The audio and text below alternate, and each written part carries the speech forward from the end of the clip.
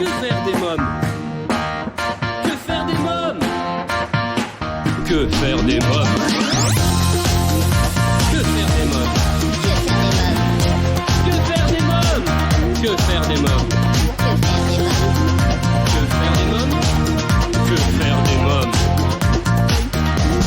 Eric Couder.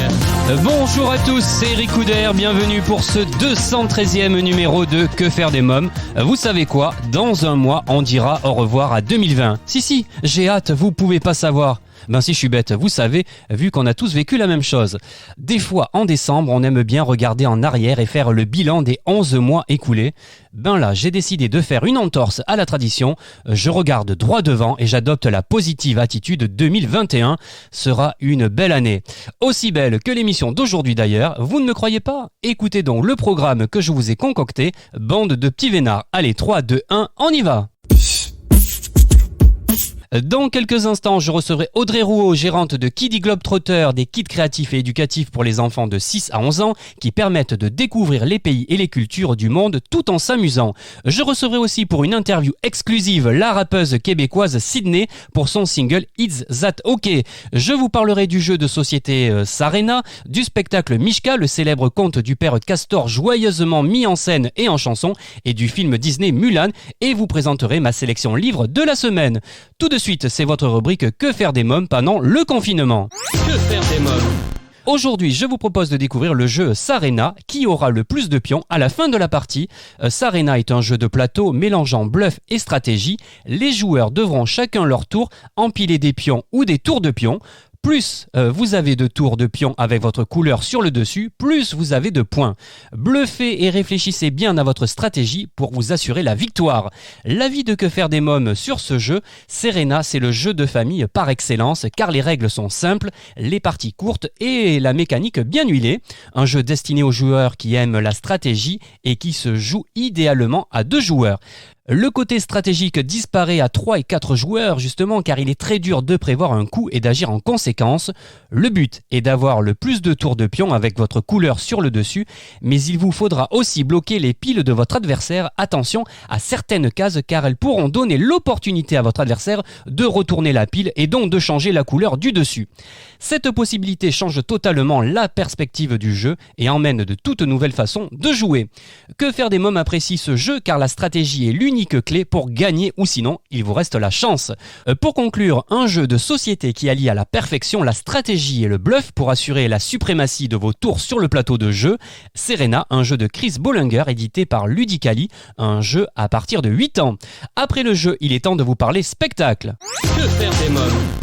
Cette rubrique vous est proposée en partenariat avec la Muse.fr, le site de recommandation d'activités culturelles et ludiques pour les familles.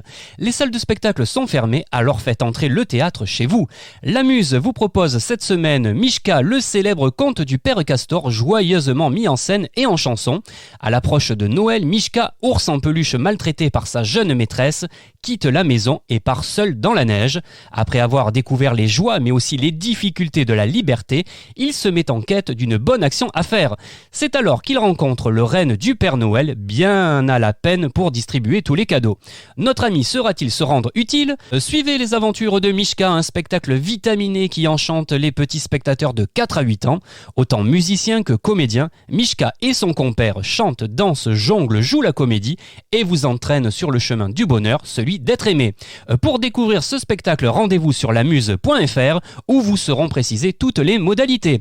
Toujours dans l'espoir d'occuper vos mômes pendant le confinement, à présent c'est votre rubrique film. Que faire des mômes? Cette semaine, je vous parle du tant attendu film Disney Mulan, initialement prévu au cinéma en mars dernier et désormais à voir sur la plateforme de streaming Disney+. Lorsque l'empereur de Chine publie un décret stipulant qu'un homme de chaque famille du pays doit intégrer l'armée impériale pour combattre des envahisseurs venus du Nord, Hua Mulan, fille aînée d'un vénérable guerrier désormais atteint par la maladie, décide de prendre sa place au combat. Se faisant passer pour un soldat du nom de Hua Jeune, elle se voit mise à l'épreuve à chaque étape du processus d'apprentissage, mobilisant chaque jour un peu plus sa force intérieure pour explorer son véritable potentiel. Commence alors pour Mulan un voyage épique qui transformera la jeune fille en guerrière aux faits d'armes héroïques, honorée par tout un peuple reconnaissant et faisant la fierté de son père. Je vous propose de découvrir la bande-annonce. Impossible. Une femme à la tête d'une armée d'hommes. Il est de mon devoir de combattre pour le royaume.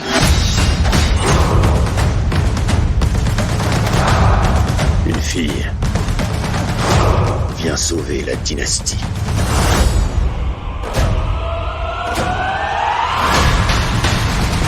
Tu mourras en te faisant passer pour celui que tu n'es pas. Découvrez ou redécouvrez l'histoire de Mulan à partir de 10 ans sur Disney+. Je vous ai parlé de jeux, de films, de spectacles et maintenant voici votre rubrique livres. Que faire des mômes? Les éditions Glénat Jeunesse vous proposent un magnifique livre, Le Maître des Neiges de Isabelle Garcia-Chopin et Clémence Paulet, un conte spirituel dans les montagnes tibétaines à découvrir dès 7 ans. Dans l'Himalaya, un village tout entier plonge dans un long sommeil à la mort de son chef spirituel. Afin de tirer des habitants des profondeurs de l'obscurité, le Maître des Neiges est envoyé en mission. Le chef, dit-on, se serait réincarné sous les traits d'un jeune enfant.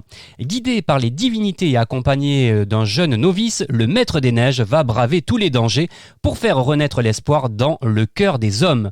J'ai sélectionné également un livre qui parle d'enfance, mon enfance, quelle histoire de Franck Ferrand. Quel est le mystère Franck Ferrand? L'historien qui se passionne pour les grandes énigmes du passé va-t-il nous livrer la sienne? Des faubourgs de Poitiers au château de Versailles, de l'arrière-boutique familiale au micro de Radio Classique, Franck Ferrand lève le voile sur son parcours singulier au fil de ses conversations complices avec la journaliste Catherine Lalanne. L'animateur prend le chemin des écoliers et révèle comment il est tombé petit dans la marmite de l'histoire, un livre aux éditions Bayard. Voilà une bonne idée de livre à mettre au pied du sapin. Vous écoutez Que faire des mômes, j'accueille à présent ma première invitée, Audrey Rouault. Bonjour Audrey Rouault. Oui, bonjour Eric. Alors vous êtes gérante de Kiddy Globetrotter, des kits créatifs et éducatifs pour les enfants de 6 à 11 ans qui permettent de découvrir les pays et les cultures du monde tout en s'amusant. Alors comment est née cette idée ? Alors l'idée est née en fait avec le premier confinement. Moi je me suis retrouvée sans emploi parce que je travaillais dans les salons professionnels et du coup je me suis retrouvée à la maison avec du temps devant moi et surtout les enfants à occuper. Et du coup, vu que mon mari et moi avons vécu en Australie, nous avons fait de nombreuses activités manuelles avec notre fils sur le pays, donc fabrication de didgeridoo, de peinture aborigène, on a fait des recettes traditionnelles australiennes. Et l'idée est venue de là, en fait, de créer du coup des supports éducatifs pour occuper les enfants, mais tout en leur faisant découvrir d'autres cultures. Alors si j'ai bien compris, vous êtes vous-même maman, hein ? Oui, tout à fait, j'ai 2 enfants. Est-ce que vos enfants testent les kits ? Alors mon petit n'a que 4 ans, donc pour l'instant il teste quand même effectivement les activités, mais le magazine et les activités sont plus dédiés pour des enfants de 6 à 11 ans. Donc on a fait quand même des tests auprès d'enfants de notre entourage qui dans ces tranches d'âge en fait, entre 6 et 11 ans. Alors Audrey Rouault, comment se présente le kit et que pourront découvrir les enfants dans un kit par exemple ? Dans le kit, donc vous trouverez la pièce principale, c'est le magazine, et dans le magazine il y a des jeux, des coloriages, des informations sur le pays et des informations des fois insolites. Il y a également des recettes, des idées de tourisme responsable. Voilà, le kit le magazine c'est un 32-36 pages et il y a plein d'informations sur le pays dedans.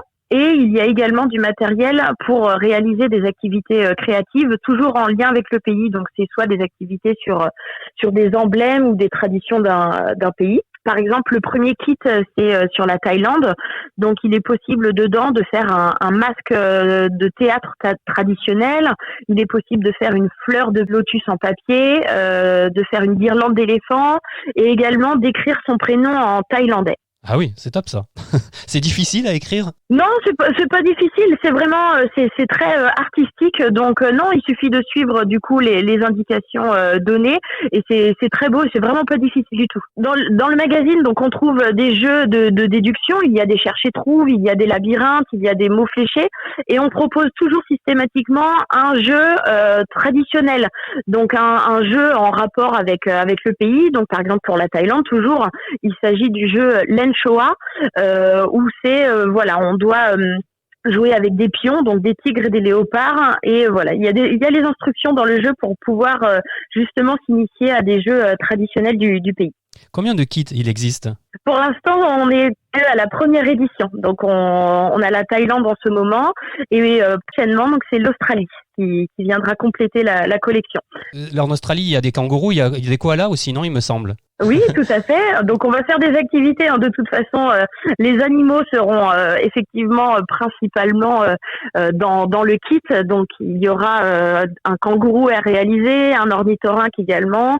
Il y aura plein de jeux sur les animaux, mais aussi sur la culture aborigène, des recettes. Voilà. Le but, c'est vraiment d'être très complet. Si je vous pose la question sur les animaux, c'est parce que ma petite nièce Erika, qui est l'égérie de cette émission, est fan des koalas. Alors j'ai sauté sur l'occasion pour tout vous dire. Alors, d'accord. Alors à l'intérieur du magazine, les enfants pourront aussi trouver des petits souvenirs à collectionner, des recettes traditionnelles, ça vous l'avez dit, et un grand poster également à colorier. Hein. Oui, tout à fait. Donc c'est notre graphiste Camille Bruno qui s'occupe de réaliser un grand poster systématiquement dans le kit. Donc un grand poster qui reprend les emblèmes du pays. Vous êtes d'accord avec moi pour dire que qui dit Globetrotter permet avant tout de passer des moments conviviaux autour d'activités artistiques, de jeux et de soirées ou d'après-midi à thème ? Oui, bien sûr, tout à fait. Le but, c'est que les familles passent des moments, puissent voyager de chez elles et puissent échanger avec les enfants en leur faisant découvrir d'autres cultures, donc d'autres modes de vie, d'autres animaux qui existent dans des pays différents, d'autres musiques. Et le but, voilà, c'est vraiment d'échanger, de tisser des liens dans la famille autour de cette thématique. Les parents, ils peuvent avoir, voilà, des envies de voyage ou ils ont vécu à l'étranger. Et du coup, le but, c'est de faire partager aussi cette passion avec les enfants et de leur faire découvrir toute la richesse du monde. Alors, j'ai découvert dans votre dossier de presse que vous proposez également pour les petits et les grands d'autres supports éducatifs et créatifs. Hein.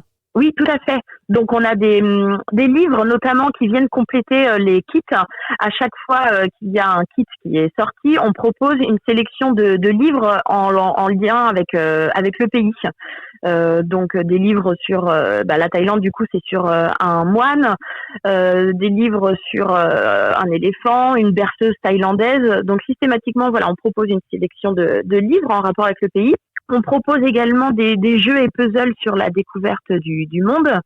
Et on a développé un dernier produit aussi pour les plus petits, les 4 à 8 ans. Il s'agit d'un cahier d'activités spécial Noël autour du monde. On fait découvrir en fait les traditions de Noël dans 13 pays différents et toujours sur le même principe de l'aspect ludique en fait. On alterne les informations avec soit des jeux, soit des coloriages, des autocollants, des recettes. Voilà, le but c'est de leur faire découvrir des cultures ou des traditions, mais ce de façon ludique. En tout cas, c'est une bonne idée pour mettre au pied du sapin. Hein. Oui, exactement. Mais c'est un cadeau de Noël qui change. Effectivement, c'est plus, c'est pas forcément considéré comme un jouet, mais plus comme une expérience ou des moments de partage et de convivialité en famille, comme vous l'avez dit tout à l'heure. Alors pour les parents qui nous écoutent, les grands-parents qui ont envie de se procurer le kit ou le magazine, comment doivent-ils procéder ? Alors, vous pouvez tout trouver sur le site internet www.kidiglobetrotter.com. Vous retrouverez du coup les formules d'abonnement sur les kits, mais également le e-shop où vous pouvez tout trouver à l'unité. Donc, que ce soit les kits, le cahier d'activité ou les livres, jeux et puzzles que j'ai mentionnés. Le e-shop, c'est une boutique, c'est ça, en ligne. Oui, voilà, exactement. Désolée pour l'anglicisme, c'est la boutique en ligne, oui. Alors, Audrey Rouault, j'ai découvert Qui dit Globetrotter sur Instagram. Vous postez régulièrement sur Instagram ? Oui, effectivement, on essaye de tenir une actualité régulière, donc soit sur nos sorties produits, mais soit aussi des informations sur les pays en question via des posts le saviez-vous. On poste également sinon des idées d'activités pour les week-ends confinés. Étant donné que l'on ne peut pas, on doit rester chez soi le week-end en ce moment, on poste des idées chaque vendredi soir. On fait voyager du coup les familles en proposant un pays et en le déclinant sous plusieurs facettes. Donc une activité créative, une recette, un coloriage et un reportage à découvrir sur le pays en question.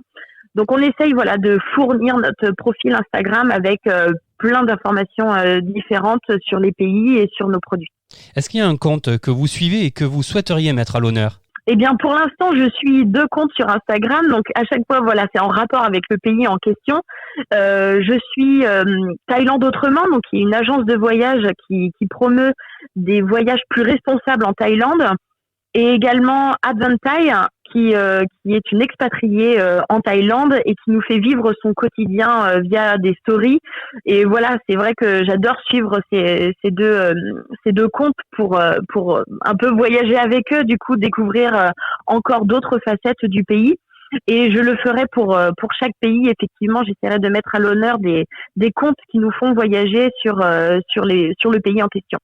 Alors, Audrey Rouault, en tout cas, j'invite nos auditeurs qui souhaiteraient en savoir davantage à vous suivre sur Instagram et à se rendre sur votre site internet kidi-globetrotter.com. Merci Audrey Rouault. De rien, Eric. Merci pour cette interview. Que faire des mômes continue, c'est une exclusivité. Je reçois à présent la rappeuse québécoise Sydney pour son single It's That OK. Bonjour Sydney. Bonjour. Alors ton premier single It's That OK, déjà disponible au Canada, sortira en France au printemps 2020. Un single dans lequel tu parles de dépendance au téléphone portable et de l'emprise qu'ont les téléphones portables sur nos vies. Peux-tu nous présenter ce single ? C'est ça. Mon single, c'est justement, je parle des téléphones puis la dépendance sur les téléphones. C'est une chanson que ça fait longtemps que je travaille dessus. C'est une chanson mix francophone, un peu d'anglais. C'est ça. C'est une de mes chansons préférées que j'ai faites et je suis tellement contente qu'il y ait eu le succès qu'elle a eu. Alors Sydney, tu es accro au téléphone portable, toi ? Un peu, faut que j'avoue aussi que je suis un peu coupable du fait que j'adore mon téléphone. Je passe beaucoup de temps dessus. J'adore parler avec mes abonnés sur mes réseaux sociaux. Puis c'est la seule façon que je peux le faire, surtout avec le confinement. Ça fait partie beaucoup de ma vie. Non seulement pour les réseaux sociaux, mais aussi parler avec mes amis, avoir une vie sociale. C'est quelque chose de très important pour moi. Mais oui, je suis un petit peu accro à mon cell aussi. Alors à qui s'adresse ce titre ? Ça s'adresse à pratiquement tout le monde, mais plus évidemment les plus jeunes. La génération dont je fais partie, on est beaucoup sur nos cellulaires, puis c'est sûr que je voulais un peu en parler, mais on n'est pas la seule génération qui a des cellulaires, tu sais. Ça s'adresse à tout le monde, mais pas mal spécifiquement le monde de mon âge. Ouais. Alors, comment ce titre a été reçu par ton public canadien, qui est très nombreux, hein? Oui, quand même. Full bien. J'adore. Tous mes abonnés ici sont tellement fins. J'ai cueilli des bons commentaires. Je suis tellement reconnaissante du fait que ça allait bien marcher. J'étais un petit peu angoissée pour la sortie de mon single, vu que c'était mon premier single. Mais tous les fans ici au Canada sont tellement écœurants. Je les adore. Ils sont fous. J'adore l'énergie qu'ils ont. C'est tellement le fun d'être capable d'avoir un public comme mes fans au Canada. Alors j'ai lu dans ton dossier de presse que tu étais très excitée et impatiente de pouvoir présenter ce titre en France. Oui. Tu es déjà venue en France ? Oui, une fois, puis j'ai adoré. Ouais. Qu'est-ce que ça représente la France pour toi ? Mais c'est sûr que ça fait une grosse partie de ma carrière. J'adorerais être capable de percer en France. J'adore le monde en France, l'énergie en France et c'est fou. J'adore le fait que c'est un autre pays, puis c'est un autre genre de public, c'est une autre culture. J'adore voyager aussi, fait que ça serait fou d'être capable de faire des tournées justement en France puis aller voir des fans là-bas. Nous, en France, on aime beaucoup les Canadiens également, hein. On adore les Français ici, ça tombe bien. Alors que tu n'as que 13 ans, tu collabores à l'écriture de tes textes, aux arrangements musicaux, à la réalisation de tes clips. Pourquoi cette envie de tout contrôler ? Est-ce que c'est parce que tu es perfectionniste ? Oui, certainement, je suis très perfectionniste. J'adore aussi être fière de mon travail. Avoir quelqu'un me dire que mon travail est bon, c'est une affaire, mais moi, personnellement, être fière de mon travail, c'est beaucoup. C'est très, très, très important pour moi. J'aime ça, être capable d'écouter mes titres et faire « wow, c'est vraiment bon, j'ai fait une belle job ». Fait que je suis très perfectionniste, je veux que tout soit parfait. Fait que ouais, j'adore avoir mon mot sur ce qui se passe dans le studio, puis ce qui se passe avec la lancée. En tout cas, ça se ressent quand on t'écoute, quand on regarde ton clip, on ressent tout ça. Hein. C'est à la perfection. Est-ce qu'on peut dire que tes chansons sont souvent inspirées de ton vécu, de ce que tu vis ? Oui, c'est sûr. J'adore relier mes expériences de vie à ma musique. J'aime ça transmettre des messages de ma vie personnelle dans mes chansons. Être capable de conter une histoire dans une chanson, c'est quelque chose de très important pour moi. Je trouve que ça ajoute beaucoup de caractère à une chanson. Tu sais, quand tu vas la performer, tu vas avoir une expérience sur laquelle te baser pour la performance, les mouvements de danse, l'énergie à donner. Fait que ouais. Quel message tu souhaites véhiculer auprès de tes fans? Toutes mes chansons ont un petit peu un message différent. Mais un des messages que j'aime beaucoup transmettre, c'est l'égalité, que ça soit les gars et les filles, les adultes et les enfants, différentes races. J'adore parler de l'égalité puis essayer de transmettre ce message-là le plus fortement possible. Mais évidemment, avec les alloqués, c'était pas vraiment un de mes messages. C'était plus passer du temps avec le monde dans ton entourage, pas trop être sur ton cellulaire, tu sais. Passer du temps avec ta famille, puis pas trop être sur ton cellulaire tout le temps. Alors, raconte-nous cette première reprise très marquante du titre Fake Love du célèbre groupe de K-pop BTS, dont la vidéo a dépassé 1,8 million de vues. Qu'as-tu ressenti quand tu as vu le compteur d'audience s'affoler? Je pense que c'est un des sentiments les plus fous au monde. Tous tes efforts, parce que j'ai travaillé tellement fort sur cette chanson-là, c'est traduire une chanson coréenne en anglais, c'est quelque chose de très difficile puis très particulier. Puis c'était pas facile, mais quand j'ai vu les numéros, quand j'ai vu tous les beaux commentaires de tout le monde qui m'avait dit bravo, c'est fou, j'ai tellement capoté. Je me sens tellement chanceuse d'être capable de vivre ça. C'est une expérience que je vais jamais oublier de ma vie. Tu sais, c'est impossible d'oublier ça. C'est à 100% une des affaires les plus cool qui m'est jamais arrivée. Alors sur ta chaîne YouTube, tu proposes tous les 15 jours une cover, les dernières en date, une version de Bim Bam Toi de Carla qui était mon invitée il y a quelque temps, que j'aime beaucoup, et Anissa de Weshden. Ce sont des artistes que tu admires? Oui, c'est sûr. Moi, je suis anglaise à la base. Je vais à l'école en anglais depuis que j'ai 4 ans. Donc, tu sais, j'ai jamais écouté beaucoup de titres en français avant que je fasse partie de le domaine. Mais Anissa, la chanson Anissa, j'ai tellement aimé cette chanson-là. Puis Bim Bam Toi, évidemment, elle avait marché tellement bien sur TikTok, je l'entendais à tous les jours. Je capotais, tu sais, je la fais jouer, puis j'allais en douche, tu sais, je chantais. Honnêtement, là, les deux, ils travaillent tellement fort et je les admire à 100%. De qui tu te sens la plus proche? Mais c'est sûr que Carla, elle est plus proche de mon âge. J'adore ses chansons, fait que je pense que je me sens un peu plus proche d'elle vu qu'on a plus la même âge. Si on est plus proche de la même âge, elle a fait la voix, moi aussi je l'ai fait. On a des petits points en commun, fait que je pense que je me sens un peu plus proche d'elle que Weshden, mais j'adore le vidéoclip de Anissa de Weshden, c'est fou. Alors, quelques mots maintenant sur ton passage dans l'émission La Voix Junior en 2017. C'est le The Voice Kids canadien. C'est une expérience que tu as aimée? Ah oui, ça aussi, c'est une des expériences les plus cool que j'ai pu avoir. Tu sais, l'énergie avec tous les autres enfants, t'avais le sentiment de faire partie d'une famille. Tu sais. On était toute une famille. On se supportait toutes. C'était vraiment cool. Alors, puisqu'on parle d'expérience, quelle est l'expérience la plus folle que tu aies vécue? Ben, c'est sûr que gagner la voix, c'était quelque chose de vraiment cool. Mais aussi avoir l'opportunité de lancer ma chanson en France, je trouve ça tellement cool. Nous vivons une année très particulière avec cette pandémie du coronavirus. Comment vis-tu cette période?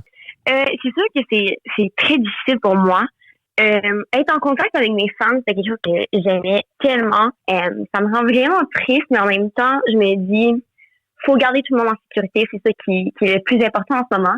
Moi, j'ai la chance d'être encore capable d'aller à l'école.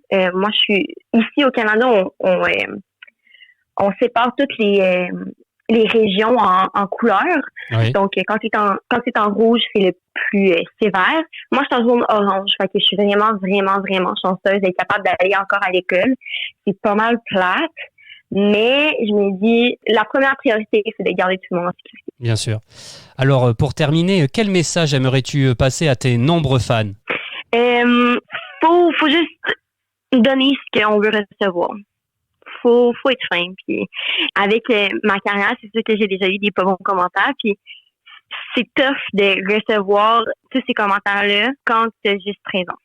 Alors, Is That OK, que l'on va entendre dans quelques instants, c'est le titre de ton single, déjà disponible au Canada, que l'on attend avec impatience, je le répète, en France. Merci Sydney, merci beaucoup. Merci à vous. Is that okay?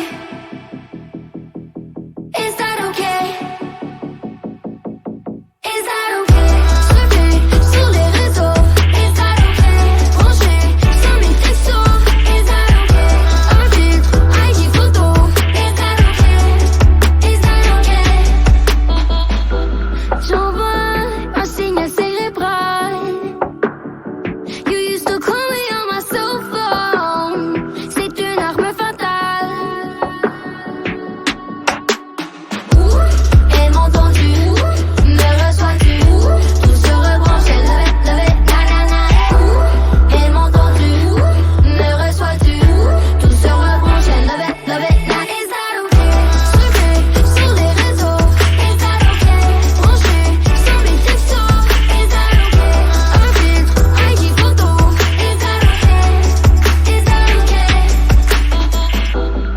Émotion par transmission virale. Atterrissage sur une boîte vocale. With le timbre final. Allô? Et m'entends-tu? Me reçois-tu? Tout se rebranche, levez, nanana. Et m'entends-tu? Me reçois-tu? Tout se rebranche, levez, nanana. Is that okay? Surfer sur les réseaux. Is that okay? Brancher sur mes textos. Is that okay? Un filtre, IG photo. Is that okay? Is that okay? 1, 2, 3, sors par mon password, work hard pour le trouver. ABC, trait d'union majuscule, DM, secret privé. Appel au code virtuel, double clic dans le décibels. Défile le fil des nouvelles, max arrête ta règlement, vite ta poubelle. Sur les nuages, tout se partage. Sur les nuages, tout se partage. Is that okay? Surfer sur les réseaux. Is that okay? Brancher sur mes textos. Is that okay? Un filtre, IG photo. Is that okay? Is that okay? Is that okay? Surfer sur les réseaux. Is that okay? Brancher sur mes textos. Is that okay? Un filtre, IG photo. Is that okay? Is that okay? Is that okay? Sydney, It's That OK, ça donne vraiment envie de bouger. Et bien voilà, votre émission Que faire des mômes pour aujourd'hui, c'est terminé. Si vous avez aimé cette émission, je vous invite à vous abonner à notre podcast et à nous suivre sur les réseaux sociaux. Merci pour votre fidélité, à la semaine prochaine. Bye bye.